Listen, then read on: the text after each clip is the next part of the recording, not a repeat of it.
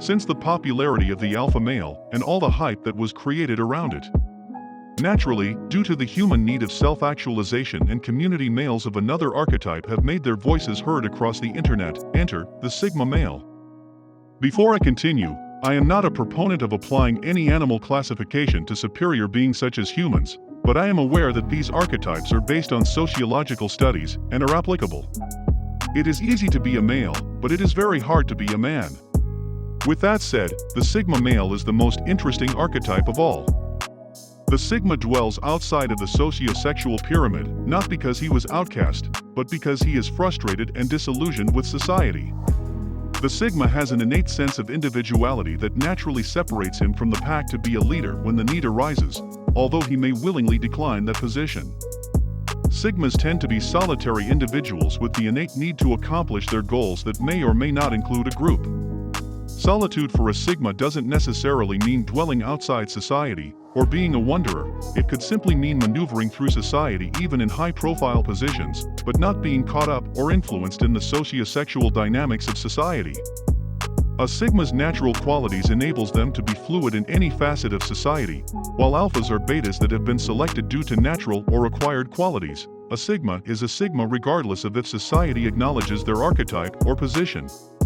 Sigmas tend to have a greater purpose knowingly or unknowingly that keeps them focused. If you could have friends, but genuinely didn't want to have to deal with the drama and confusion that comes with friends, you might be a Sigma. These three traits, if you possess them, will tell you if you are a Sigma. Number 1. You like to be alone. The Sigma loves his own company and thrives in solitude. Being alone gives you time to think, plot, plan and analyze anything to achieve all your goals with perfect execution. Solitude has birthed the greatest thinkers and creators in history. How many prophets have ventured out going their own way? How many scientists have abstained from worldly pleasures to make technological breakthroughs that has benefited society? Solitude is a Sigma's best friend. Number 2. You seek no validation from society. The Sigma desires no validation from society or anyone outside of himself and God. The Sigma is self-loving and validating. His confidence comes from his moral standing, his accomplishments, and the strength of his character. A female doesn't make or break a Sigma's confidence, nor does she assign him his rank in society like the other archetypes. A Sigma is comfortable in his own skin.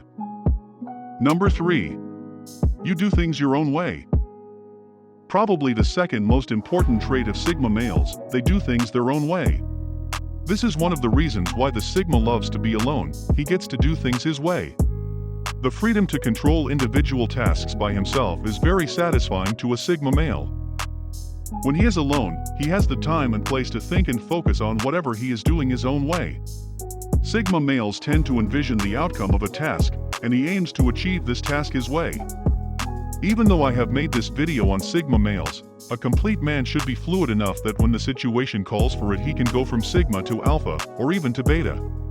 The archetype of the Sigma male is a very interesting way to sum up these qualities that may seem to be contradictory. These archetypes aren't set in stone. If you possess most of these qualities, chances are you may fit this archetype, but that doesn't mean that you have to be perfectly aligned to any archetype. Be water, my friend.